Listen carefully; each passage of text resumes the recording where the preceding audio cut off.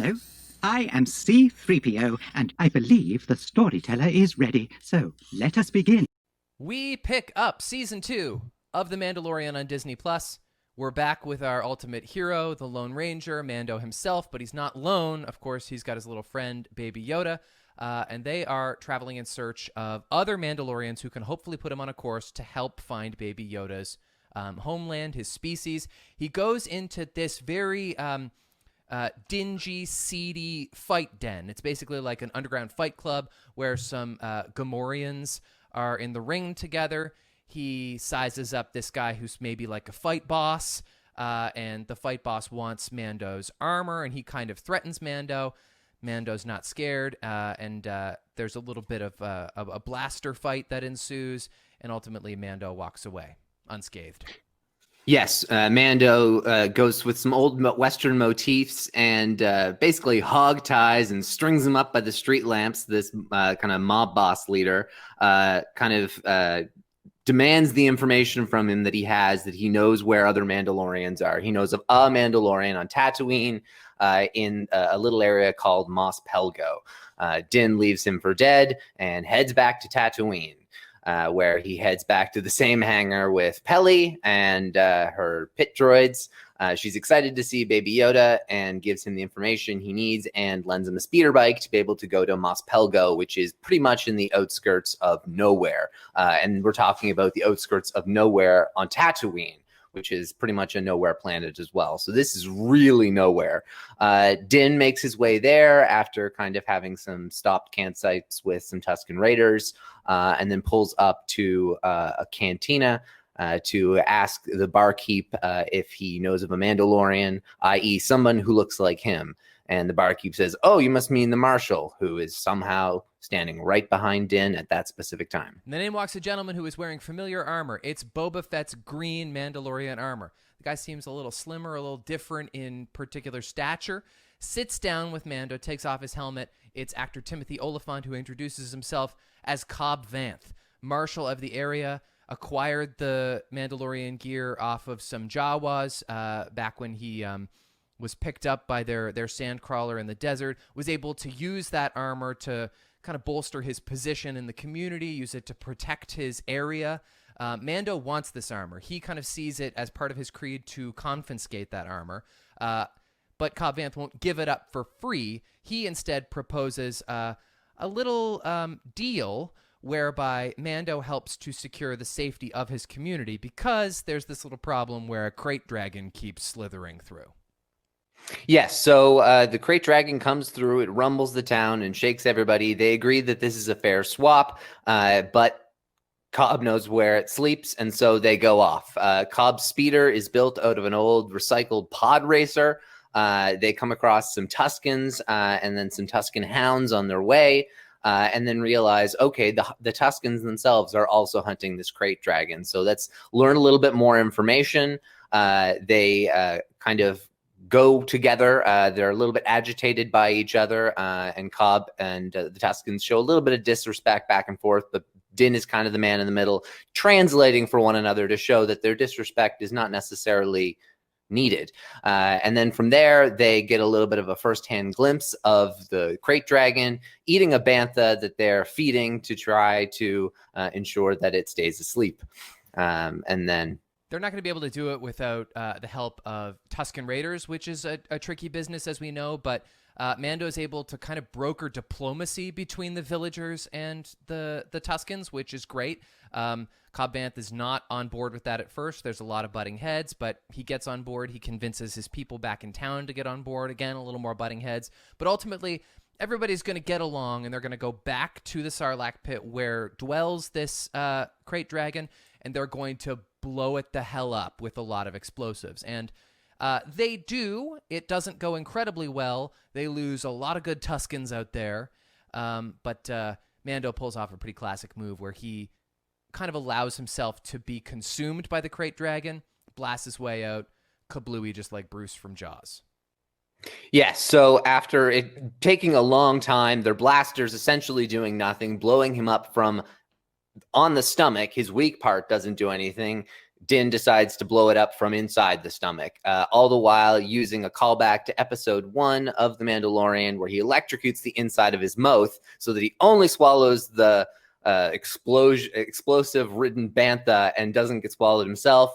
He Herculeses and Iron Man's his way out, exploding everything in behind him. And cool guys don't look at explosions. Lands like the ultimate superhero. Everybody is happy. Cobb is happy to give his gear to Din. Din speeds off as they shake hands as friends. And then a suspicious bald man is watching them from the mountainside. The bald man turns around, and although we hadn't seen Boba Fett in his armor, we see him still on Tatooine, and he is looking scarred and on the hunt once again. It is an amazing, amazing episode. It was so exciting, start to finish.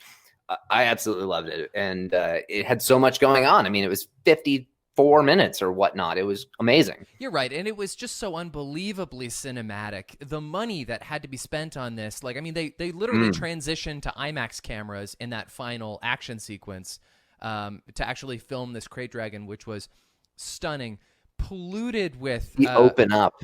Oh, man. So much fan service, but so...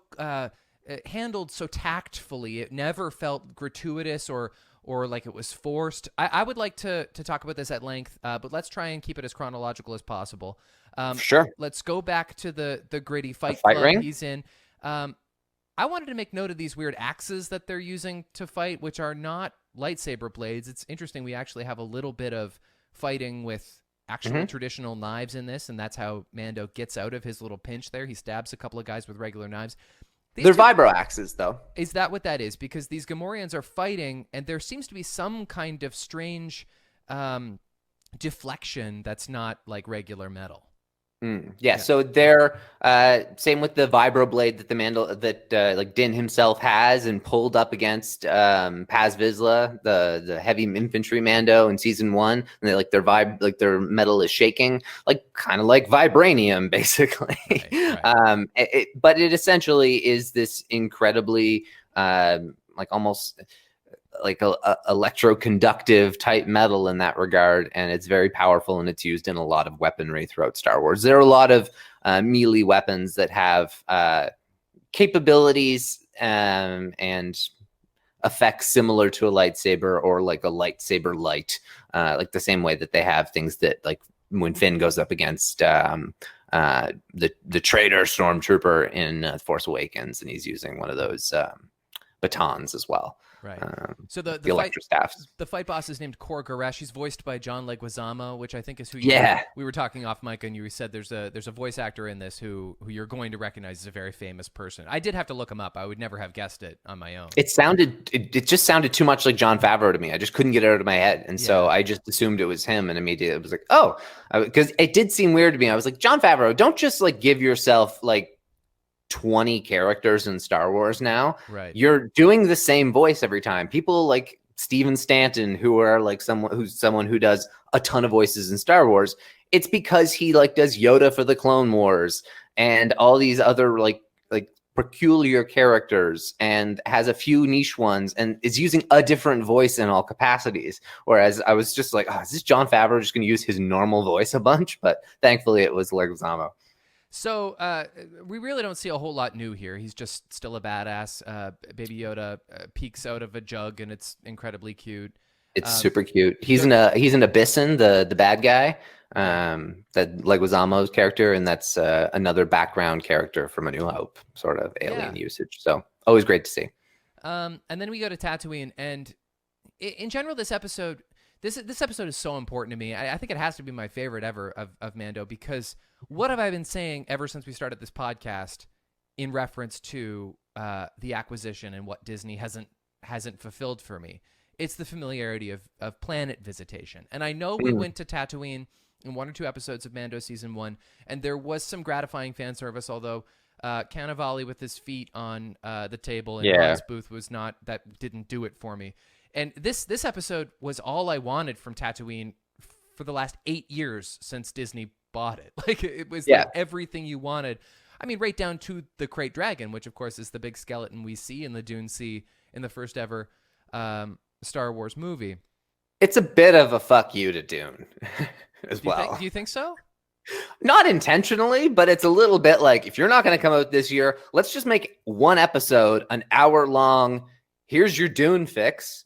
Here's this giant desert like creature that's going to be consuming this area. I mean, obviously not the same scale, but it's such an epic episode. There's so much that goes on. And like you said, the scale and the budget. And I said to you, I think it's the episode that George Lucas would probably be the most proud of, the thing he'd probably be the most proud of since Star Wars has been taken over, because it's a technical achievement and it is advancing the medium and it is advancing Star Wars so much. I guarantee you that anyone who's working on Star Wars after seeing that episode for the first time just was so goddamn giddy.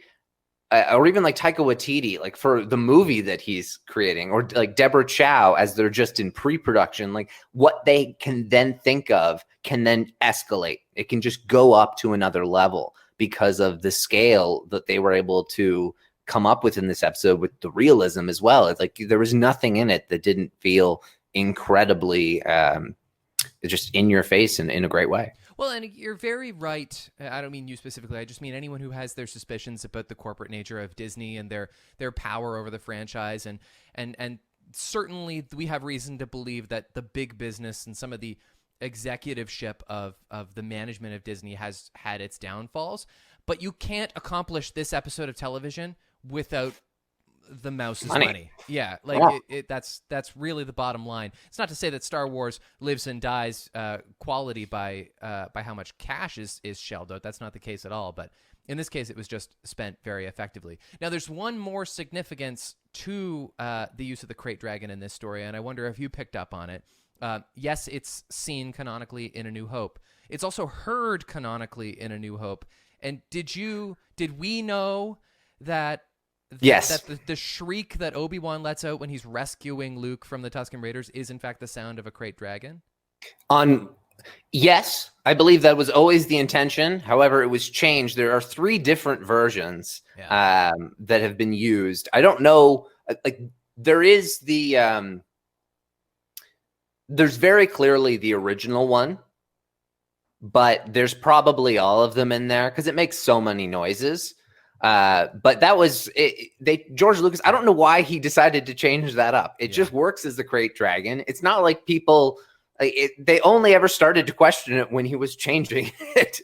It was supposed to be this ridiculous sound, and it was really great to be able to kind of see that fulfilled. But another one of those things that just brings things full circle. It's not in your face. It just makes you smile and be like, oh, okay, that makes perfect sense. And this is, I know, going completely out of chronological order to the very end of the episode, but there was also the Krayt Dragon Pearl too. Yes. And that's something that goes to the video games and has been used throughout Star Wars canon and Legends, and it's actually used as lightsaber crystals in Legends. And so they're extremely, extremely rare and valuable. Is that just supposed to be like some kind of calcified piece of Krayt biology that is valuable to the Tuskens? No, valuable to anyone in the galaxy. Okay. They're just insanely valuable. Krayt Dragons. It's basically, it's a metal that you've you climbed Mount Everest with no equipment, right? Yeah, it's a badge of that's honor. the only way you could have ever gotten it's something to show. Like, and you saw it's not easy to kill a Krayt Dragon. Well, it's a 400-pound marlin above your mantle. Yeah. Like it's exactly proof of your adventures. But to an even larger scale of rarity and value, these things were insanely valuable. Well, and you're right to say that it makes perfect sense that they've brought this full circle, because we've never gone to Tatooine and not at least have had like a peripheral cameo by Tusken Raiders. They are essential to the Tatooine landscape. But like the fact that they were scared away by Obi-Wan impersonating a Krayt Dragon, like, kind of paints a backstory for their relationship to the Krayt Dragon. And so, like, you're right, it's totally full circle. It's a little jarring at first that we're expected to accept that they're so diplomatic and kind of rational when they've only ever been depicted as like savages. But I don't know, it's okay. It works. Yeah, it absolutely works. Can you hear my rabbits in the background? A little bit. I don't think it's too disruptive. Okay, that's good. Yep.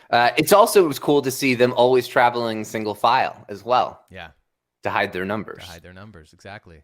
It was very fitting, but it shows. But it makes that moment in episode 2 also like that much more intense. Now, anytime you watch Attack of the Clones, like and they slaughtered them like animals. No, they're not animals.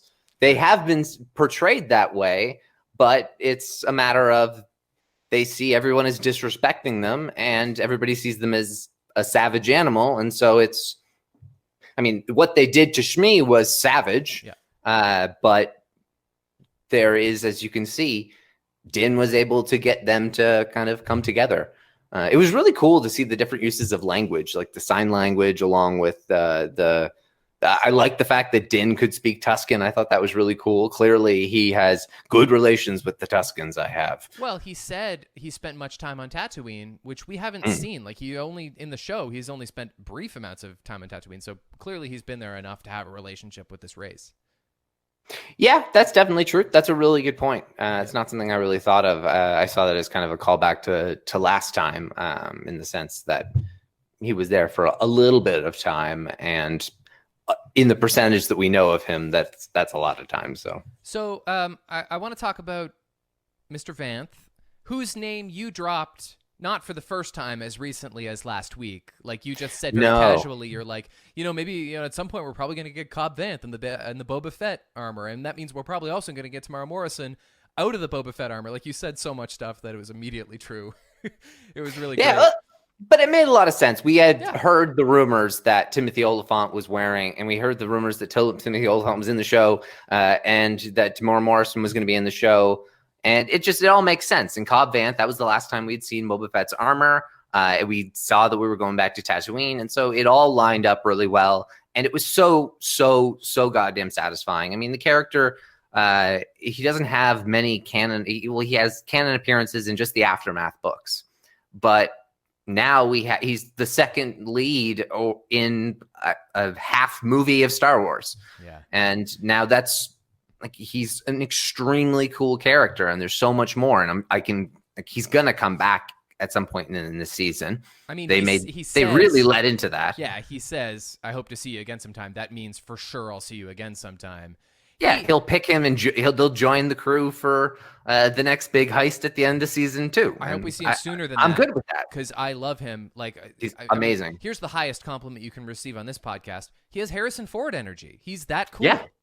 Oh, absolutely. He's immediately like a top 25 character in Star Wars, top 25, 30 character, because like he's a central character to a plot line here. He has swagger. He has intrigue. He fits within a larger story. He has Western but credibility. He has values. He has Western. He's tons of Western credibility. I mean, this is a guy who is marshal, sheriff. Yeah, that's the thing, is he's not just from Deadwood and Justified. He was a marshal in both of those shows, and now he's a marshal in this too. So he's like kind of one of the like essential preeminent modern serial Western actors, of which there are very few. And I think he's happy to take up that mantle. Yeah, and he absolutely killed it. I absolutely love him. The Boba Fett helmet I have now is as much, if not more, a Cobb Vanth helmet now. I like Cobb Vanth more than I like Boba Fett. Yeah, so far. And like that's, if you give me 50 minutes of a character and it's already beat all the history of one other character, that's okay.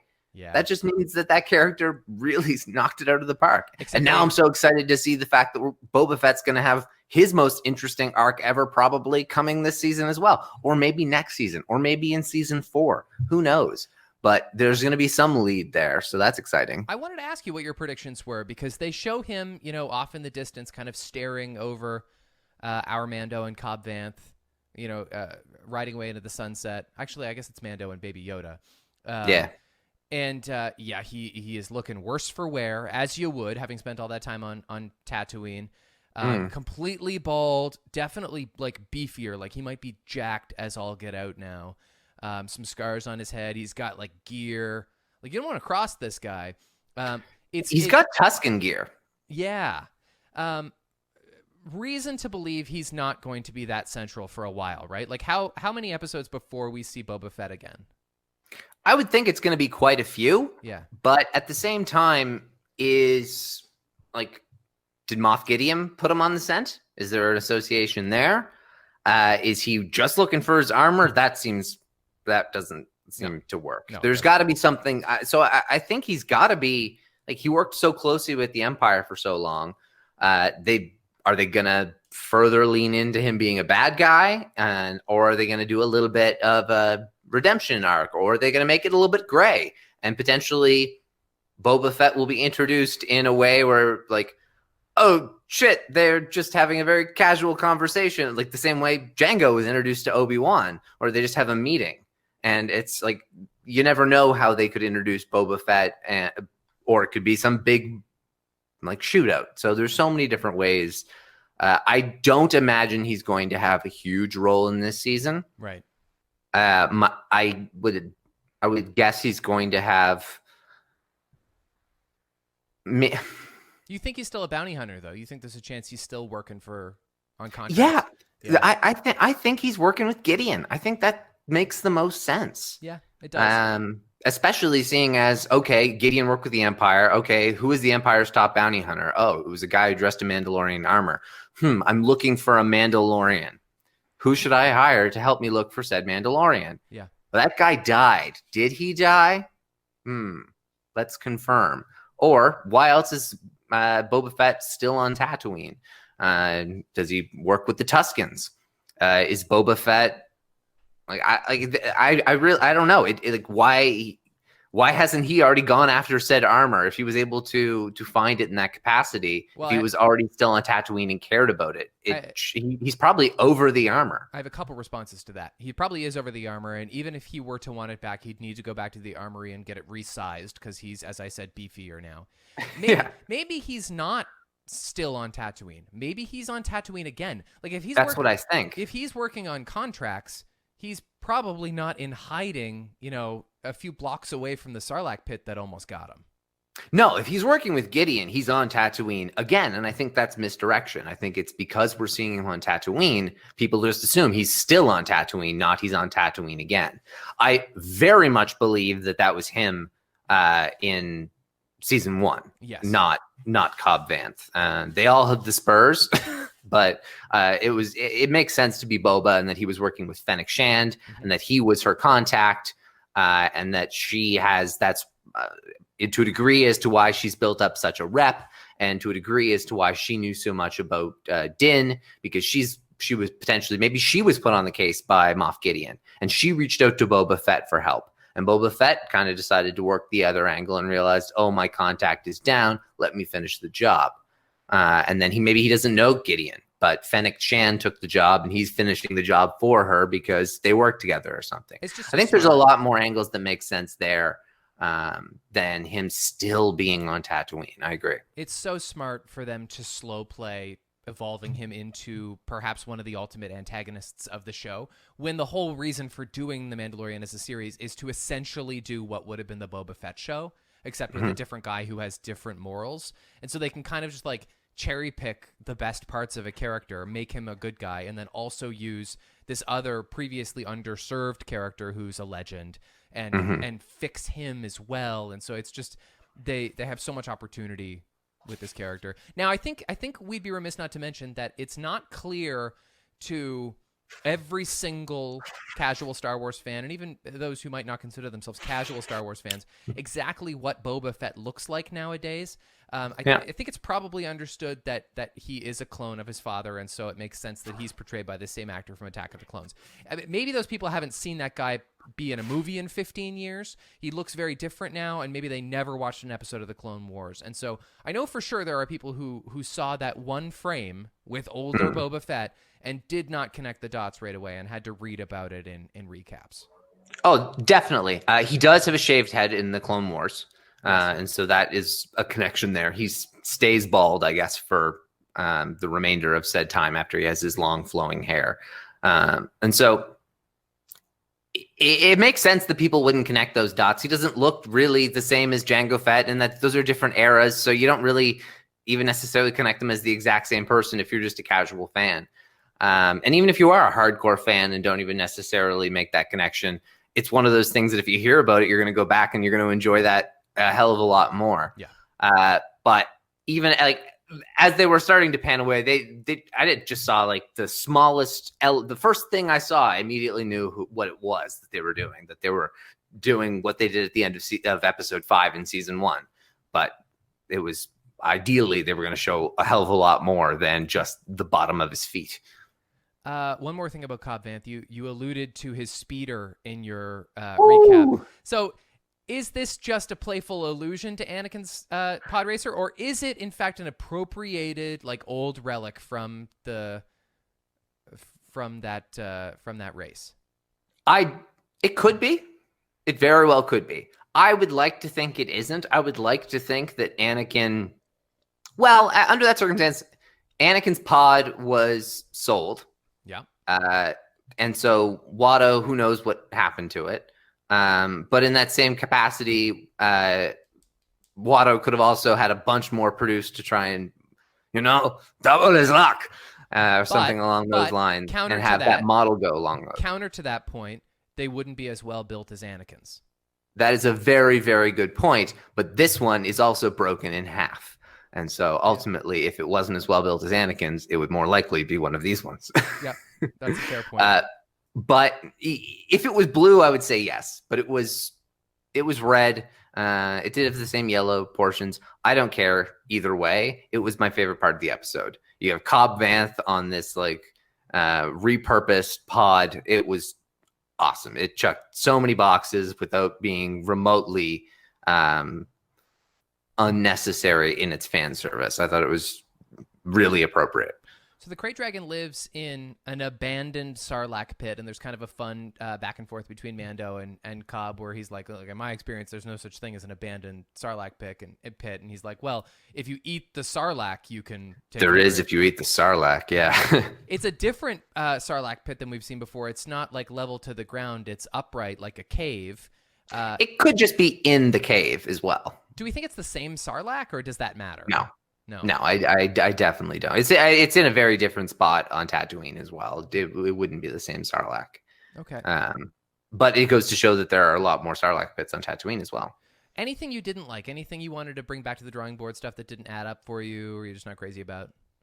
No, not really. I mean, I'm still not a huge fan of Amy Sedaris, but I thought it was better than last time. Well, and so that was fine. And I did like her line of, how much do you want for it? Just kidding, but not really. If this thing ever divides or buds, I'll gladly pay for the offspring. Look, that was kind of funny. Amy Sedaris is objectively hilarious. Like, I like Amy Sedaris. Yeah. I just don't like her character, and I don't care for the way she twice said Tatooine, like Tatooine or she had some weird way to pronounce it. Oh, I didn't notice that. I hated it both times. And so I put her on my takebacks just because I find her very cringe. I guess there wasn't really a whole lot else I wanted to take back. No, I guess I found Mando pretty hostile towards Cobb Vanth when they first meet. He's like, "Give me your armor." When Cobb Vanth has not been rude to him at all. He's just like, "Oh, no. Honey, here's a drink. Like, sit down with me for a sec." He's kind of just raised that way, though. He wasn't raised very well, and he was also raised by a subsect of Mandalorians who are a little bit of extremists. Yeah. And they don't take their helmets off. That's not how all Mandalorians are. And Cobb Vanth's approach of him taking off his helmet and like Din immediately being like, oh, "You're not a Mandalorian." No, the leader of Mandalore would have taken her helmet off and had a drink with Cobb. Really? Yeah. Like Katie Sack, Bo-Katan's the character, and the red-haired Mandalorian with Ahsoka. Yeah. From the Clone Wars arc.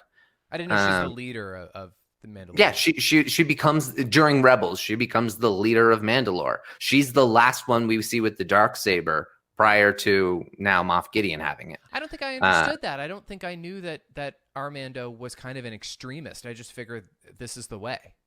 No, that's the thing. This is the way for them. And so as he's going with these like covert enclaves across the galaxy, he's going to discover other Mandalorians, and he's going to learn that this is a way, not the way.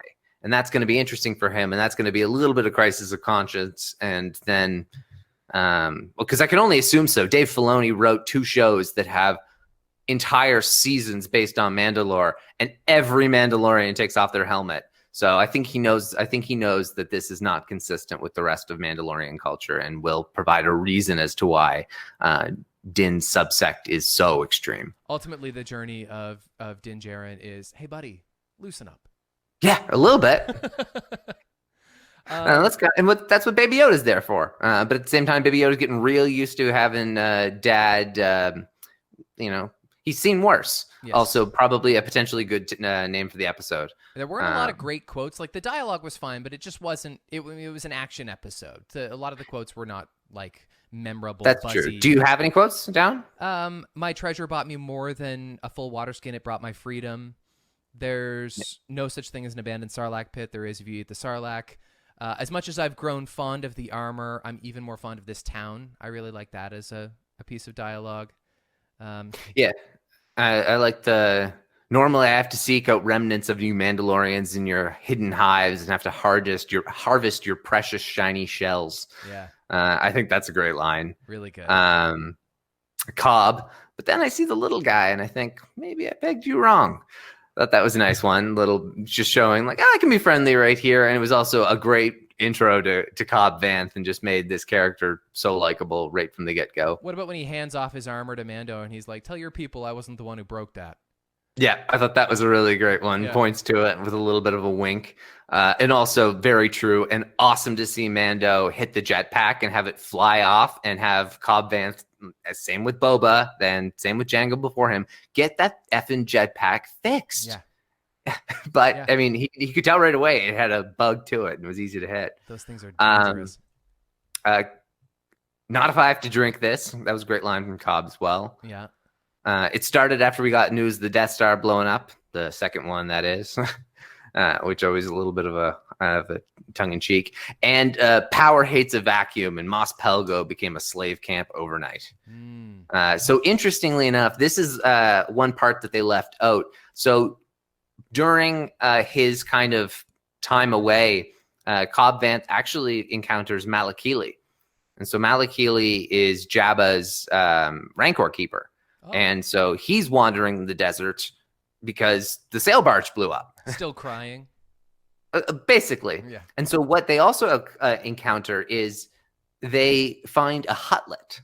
And so Malakili lives in Mos Pelgo. We didn't see him. Okay. But he lives in Mos Pelgo, and he's raising a small hut to become the new leader. They're raising him to be good, but power hates a vacuum, so they're creating a new Hutt cartel led by a compassionate Hutt trained by Malakili. Weird.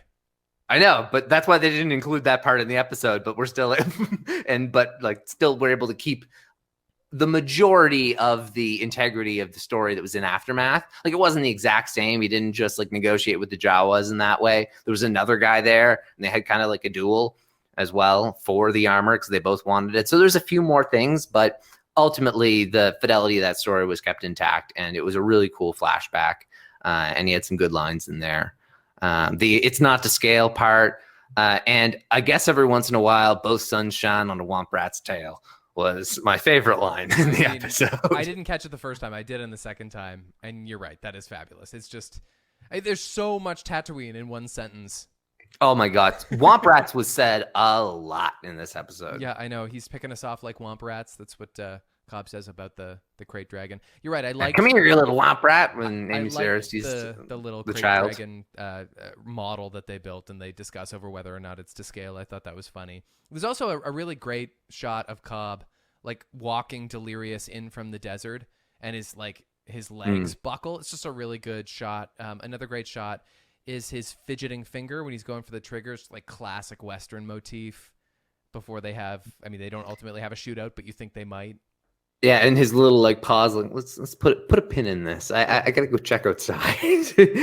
We can kill each other after, but there's some business coming up. Right, I do my. It also shows a level of cockiness that both of them think they're gonna win. However, Cobb should put his helmet back on.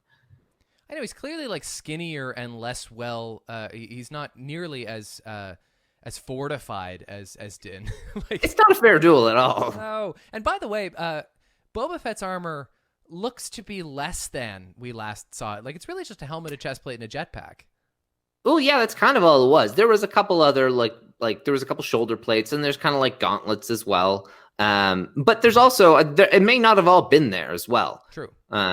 He wears a flight suit with it, so it looks more like an entire uniform. Whereas I loved that it was just like a sweater and a scarf, and just average Joe clothes, a cowboy, but with that helmet and chest plate. Well, I mean, I put it on my list, right? Last week we were talking about our top 6 favorite costumes, and I had Boba Fett's armor in particular on my list, but like I saw it in a whole new light almost immediately with this new episode, and I like it just way cooler. Yeah, just as much, if not more. I mean, I guess because we have so much more personality in the character now.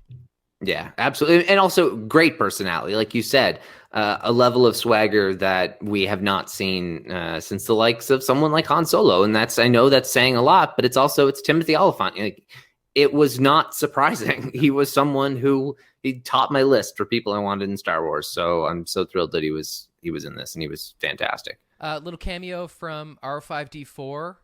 Back in another one. They had to make this one a little bit more obvious. So many people missed it in season 1 that they had to just like shove it in the face. But he's got a home now.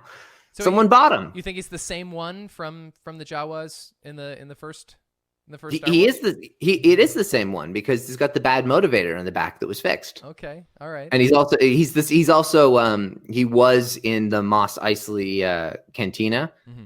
Previously, and so I guess Mos Eisley Cantina sold it to Pelly since we last saw them. Right. So, but now he has a good master who cares for him, and from a certain point of views, that's all that R5 wanted. So that's nice to see. So you've already gone through all of the trivia that I prepared. You've already said it all, so you're not going to be stumped by anything I might come up with. My Padawan question I had for you was, what was the name of the town in which Cobb Vanth is now the marshal? Mos Pelgo. Let me come up with an alternative for my Padawan question. I told you the name of it. What is the name that they kind of change it to for a little bit of like we're reclaiming the town for ourselves? And so in Aftermath, they give it a different name. Do you remember what I called it 2 weeks ago when we had our last pod or whatever? Of course not. No. Okay. Well, the other name for Mos Pelgo is Freetown. Oh, I kind of like that. That's cute. Yeah, I like it too. But I like that they went with the traditional Mos Pelgo to go along with Espa and Eisley. What was the name of the marble-like sphere pulled from the excavated dragon corpse? Of course, was a Great Dragon Pearl. A Great Pearl, exactly. Now, you might not know this one because it's kind of arbitrary. My Jedi Master level question for you. How many villagers and Tuskens did the dragon take down in its previous attack less than a year ago? Oh. Villagers and Tuskens? Yes, he says both. He gives a different figure for both. But he's very casually. Half a dozen villagers. At least twice that many Tuskens. Okay. Yeah, that's some subtly thrown in math. Normally you keep your ears peeled for the occasional number, but yeah. What was the number of the hangar? I would have said a dozen, and then probably half a dozen. But any more questions for me that I'll get wrong or not know the answer to? Maybe, yeah. What were the what are the Tusken Hounds also known as? Oh, shoot, I don't know. Galactic Good Boys. Massiffs. Not mastiffs, but a massiff. We've seen these before in episode 2. Yep. And I don't know if they're more forgivably bad rendering in episode 2. I don't like them. It's not that just that they're gross looking. They kind of take me out of it. They don't look that convincing to me, and not in like a charming Star Wars way. No, and they always just looked like womp rats. Yeah. So I don't know why they weren't womp rats. Even when I first saw them in Attack of the Clones, or when I first noticed them in Attack of the Clones, I was like, is that a womp rat? And looked it up and was like, no, it's a dog. And okay. But are womp rats as big and threatening as that? Womp rats are about 2 meters, same size as the target on Death Star. Okay. Right. Yes. So, but like, though, it would have worked. And they look like rats just as much as dogs. You're right. What is... What does Gor Koresh swear by to the Mando to signal that he's telling the truth about the armor on Tatooine? I mean, I'll know it when you say it because I've seen it twice today. But I don't know that jumps out at me. I don't know. Swear by the Gatra. Oh, that actually doesn't ring a bell. What does that mean? It was kind of a droid group. So they like supported droid rights, but they were like rogue droids that were like just killed people. Okay. So it was kind of like a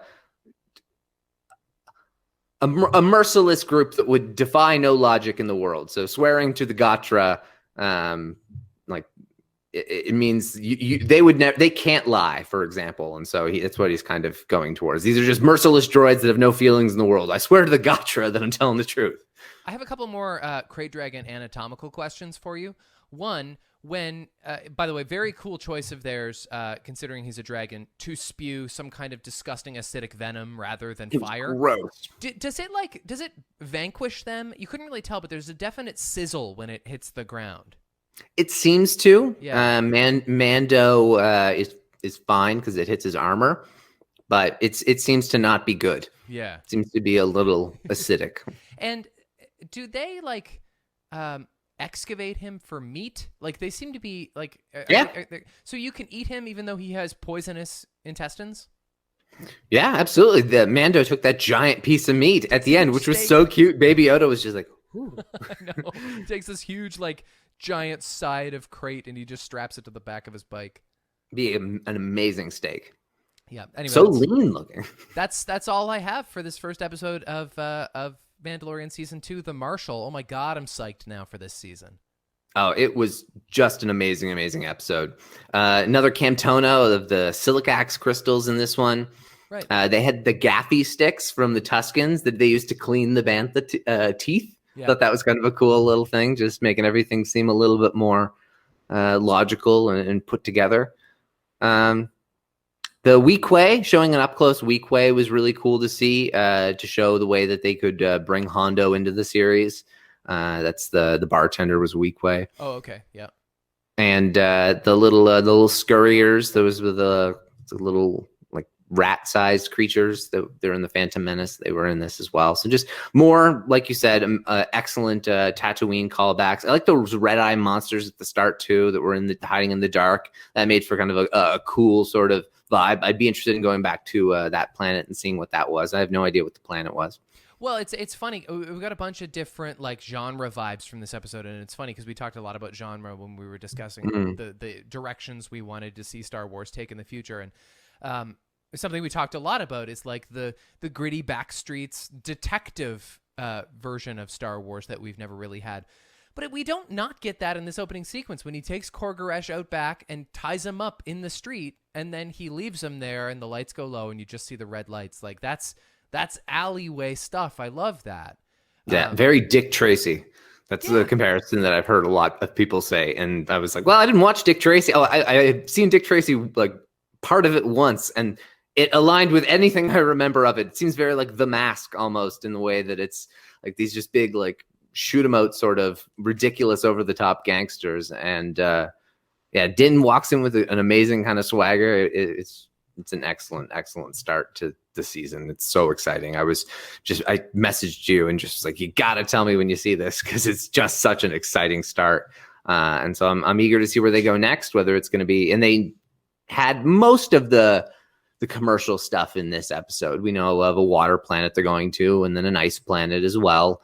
And then we're going to see, they're going to go back to Navarro. I think there's a decent chance actually that if he goes back to Navarro next episode, that Grief Karga might be able to identify that armor if no one else can.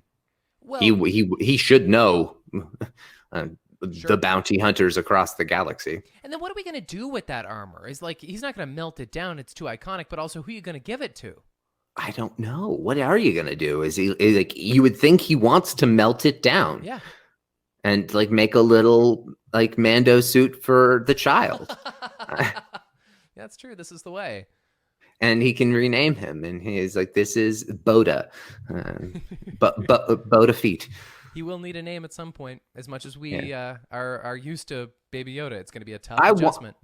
For me, I don't think it will. I just want him to have a name so that I can start, like, I call him the child sometimes. I wanted the yodeling to take off at the start because I think that's way cuter than Baby Yoda. But Baby Yoda is pop culturally the one that won, and it's what I say the most. So I'm eager for the little dude to have a name so that we can all settle on it. You can't fight the meme. All right, let's talk about the Fair news. enough. What's going on in Star Wars world? Let me send you quickly a message because I wanted to. This is a leak, and so it's something, but it's a leak of a poster, and Of the Lego movie. Yeah, of the Lego holiday special, but it is about a really cool piece of canon that is coming out, or assumed canon, that will be following post Rise of Skywalker. Okay. And so tell me if you spot the reveal in this poster. Okay. That, by the way, really cool poster.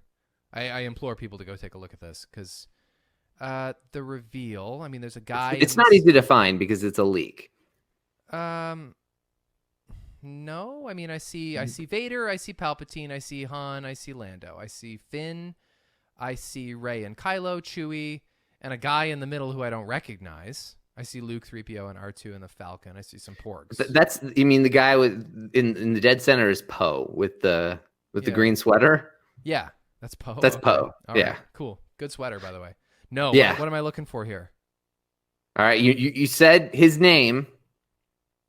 Okay, Palpatine.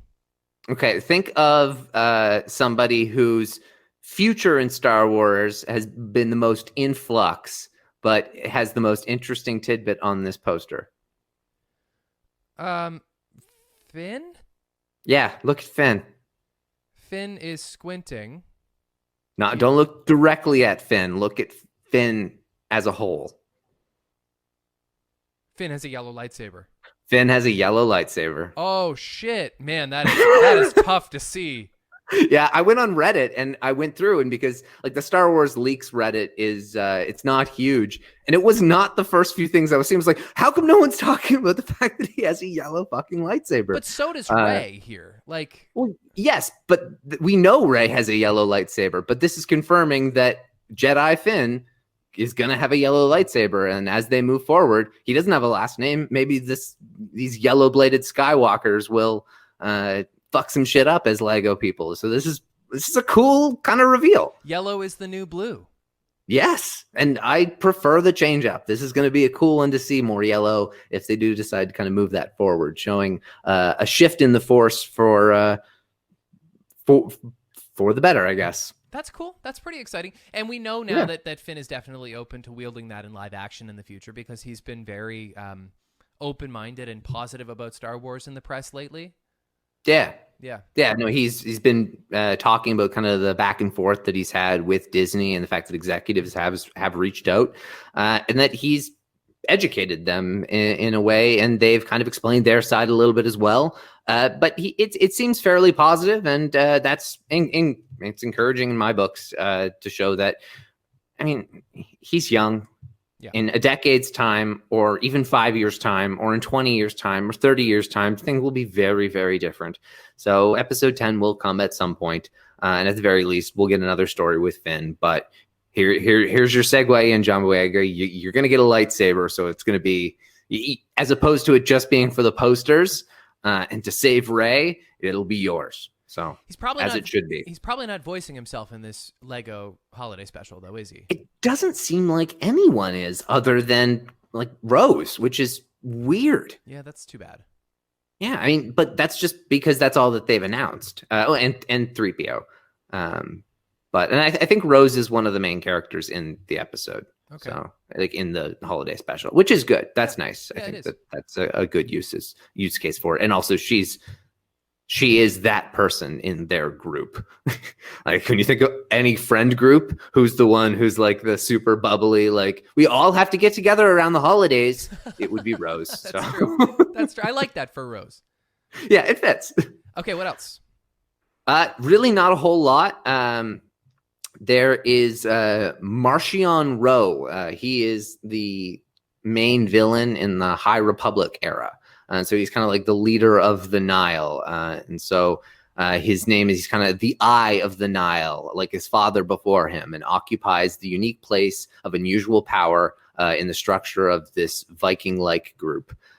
He is one of the more unique looks of new villains. And he really does. He has this like weird mask with a giant like Sauron red eye on it. Okay. And he's got a very, very cool, like pulsating looking blaster. It's cool imagery. And these Nile, these Vikings, look to be fairly interesting foes for the Jedi at this time period. So I'm quite excited to see the books that are going to be coming out for the High Republic in the near future. Other than that, though, no, there's really nothing in the news. There's that kind of fun little story. John Boyega stories keep coming up here and there.